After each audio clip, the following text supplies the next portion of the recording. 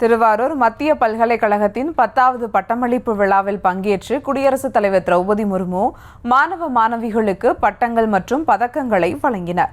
மேலும் தகவலோடு இணைகிறார் செய்தியாளர் வெங்கட். வணக்கம் வெங்கட், விவரங்கள்.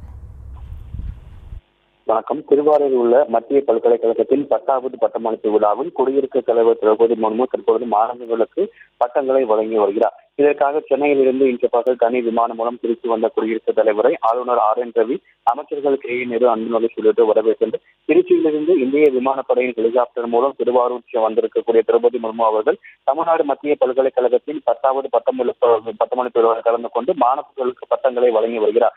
உடன் ஆளுநர் RN ரவி, அதன் முன் புதுவை துணைநிலை ஆளுநர் கைலாசநாதன், தம அமைச்சர்கள் கோவிச்சிலன், கீதா ஜீவன் உள்ளிட்டோர் இந்த பட்டமளிப்பு விழாவில் பங்கேற்றிருக்கிறார்கள். இந்த நிகழ்ச்சியை முடித்துக் கொண்டு குடியரசுத் தலைவர் அவர்கள் ஸ்ரீரங்கத்தில் இருக்கக்கூடிய வெங்கடான திருக்கோவிலில் சுவாமி தரிசனம் செய்ய இருக்கிறார். விவரங்களுக்கு நன்றி வெங்கட்ரமணன்.